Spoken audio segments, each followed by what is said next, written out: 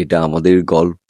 যেদিন নাটকের শেষ পর্বে মানুষ ইমোশনাল হয়ে কাঁদতেছে, ঠিক সেই দিনই বাই-ফাই ওয়ার্ড প্রোগ্রামে তারা সবাই একসাথে। একদিকে গল্পের বিদায়, আরেকদিকে বাস্তবে তাদের হাসিমুখ। হ্যালো বন্ধুরা, দেখুন তো আমার সাথে কে দেখতে পাচ্ছেন? চিনতে পেরেছেন কি? হ্যাঁ, আজকে আমার সাথে যিনি আছেন তিনি হচ্ছে এটা আমাদের গল্প নাটকের সামির। সামিরকে দেখতে কেমন লাগছে? যাই হোক, একটা নাটক, কিন্তু মানুষ এটাকে শুধু নাটক হিসেবে নেয়নি, নিজের জীবনের গল্প হিসেবে নিয়েছে।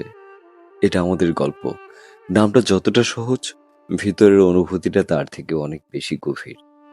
2026 সালে অনেক নাটক এসেছে, অনেক গল্প এসেছে, কিন্তু খুব কম গল্প আছে যেটা মানুষকে হাসানোর পাশাপাশি ভিতর থেকে কাঁদাতে পেরেছে। আর এই নাটকটা ঠিক সেটাই করেছে। শেষ পর্বটা যখন 9 তারিখে শেষ হলো, সোশ্যাল মিডিয়ায় একটা জিনিস সবচেয়ে বেশি দেখেছি, মানুষের চোখের পানির কথা। সবাই নাকি অঝরে কেঁদেছে, চোখের জল নাকি থামাতে পারেনি। কারণ মানুষ চরিত্রগুলোর সাথে এতটাই কানেক্টেড হয়ে গিয়েছিল যে মনে হচ্ছিল এটা তাদের নিজের জীবনের অংশ। খায়রুল বাশার ভাই, যাকে আমরা সামির বলে চিনি, যেভাবে চরিত্রটা জীবন্ত করেছে, সত্যি বলতে অনেক সিনে মনে হয়নি উনি অভিনয় করছেন। মনে হয়েছে একজন বাস্তব মানুষ নিজের জীবনের কষ্ট বলতেছে। ইরফান সাজ্জাদ ভাই, কেয়া পায়েল, সবাই এত সুন্দরভাবে গল্পটাকে ধরে রেখেছে। আসলে যে একটা ফ্যামিলি, একটা পরিবার যে কত গুরুত্বপূর্ণ একটা বিষয়, মানে প্রত্যেকটা চরিত্রের মাঝে না আমরা সেটা দেখতে পেয়েছি। আর ফুপু দীপা খন্দকার, ওনার প্রত্যেকটা কথা যেন এক একটা উপন্যাস, ওনার প্রত্যেকটা কথা যেন এক একটা কবিতা।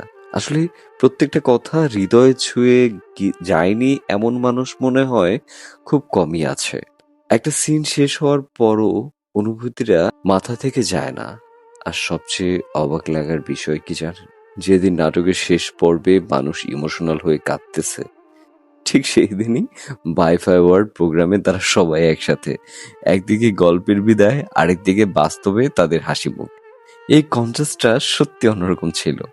কারণ আপনারা হয়তোবা নিজের চোখে দেখতে পারেননি বিষয়টা।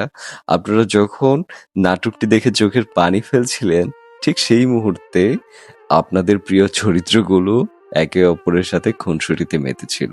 আর আমার জন্য সবচেয়ে স্পেশাল মুহূর্ত ছিল খায়রুল বাশার ভাইয়ের সাথে গল্প করা। ক্যামেরার সামনে যাকে এতদিন দেখেছি, তার সাথে সামনে বসে নাটক নিয়ে কথা বলা একটা অন্যরকম ফিলিংস। আমি ওনাকে বলছিলাম, ভাই মানুষ কিন্তু এই নাটকটা শেষ হোক এটা চায় না। কারণ এখনকার সময়ে মানুষ খুব কম গল্পের সাথে ইমোশনালি অ্যাটাচ হয়, কিন্তু এটা আমাদের গল্প মানুষকে অ্যাটাচ করিয়েছে।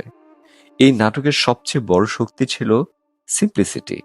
এখানে ওভার অ্যাক্টিং ছিল না, জোর করে ইমোশন ছিল না, সবকিছু এত ন্যাচারাল ছিল যে মানুষ নিজের জীবন খুঁজে পেয়েছে গল্পের ভিতরে। আজকে যদি কেউ আমাকে জিজ্ঞেস করে 2026 সালের সবচেয়ে ইমোশনাল আর সবচেয়ে রিলেটেবল নাটক কোনটি, আমি 1 সেকেন্ডও না ভেবে বলবো এটা আমাদের গল্প।